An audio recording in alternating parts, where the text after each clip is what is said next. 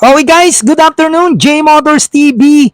So nasa ating harapan ngayon ang Benelli TRK 251. So bibigyan ko kayo ng very quick review sa motor na to. Napakaangas na yan to. Let's go!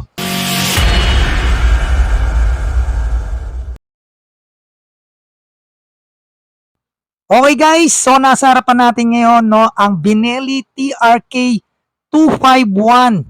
Yan, kung mapapansin nyo, merong kamukha yan, yan ang nakakabatang kapatid, ika nga nila ni TRK 502, yung mas mataas na cc na big bike ng Benelli, So, meron tong 249cc single cylinder DOHC. So, naka 4-stroke tayo dyan, may 4 valve at ito ay naka liquid cool. So, may max power na 25 HP at 9,250 RPM at may max torque na 21.1 Newton meter at 8,000 RPM. So guys, naka-fuel inject tong motor na to kaya napakatipid niyan. Alright? So meron tong 6-speed manual transmission at yung kanyang starter is electric.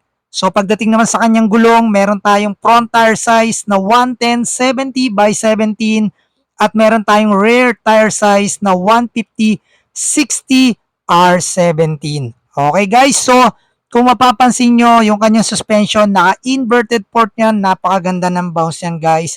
Nasubukan na natin yan kasi nagamit na natin tong motor na to.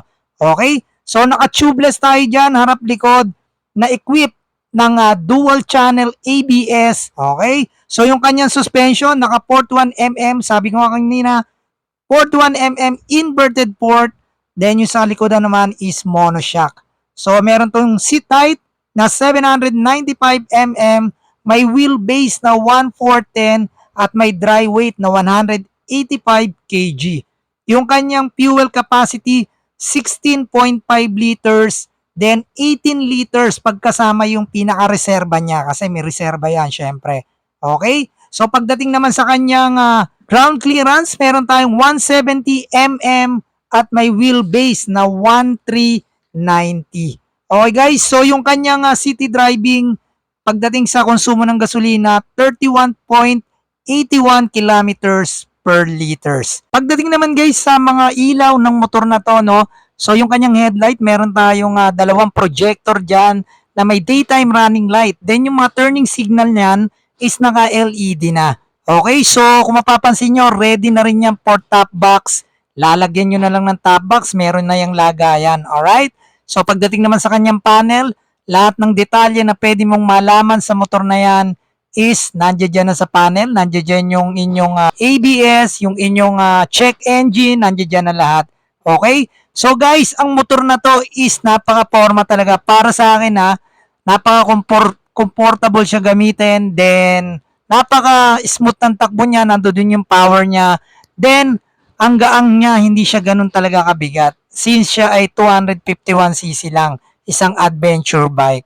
Okay, so ang motor na to ay may presyong 168,000 pesos lang. Meron ka ng isang big bike na 250cc. Alright, so yun guys, available yan sa mga Benelli dealership. Yan, bibigyan ko kayo ng sample katulad ng Archway. Yan, maghanap lang kayo ng Archway motorcycle dealer. Kinikerrid nila yan. At yung iba pang mga dealership ng Mitsubishi Motors Philippines. Okay? So, yan ang TRK 251 mula sa Benelli. So, ride safe sa inyo lahat guys. Siyempre, kung di pa kayo subscribe na kayo. J Motors TV lang yan sa inyong YouTube at Facebook account. Huwag nyo kalimutan itang notification bell para updated kayo sa lahat ng video na ina-upload natin. So, ride safe sa inyo lahat and God bless you all. Peace out.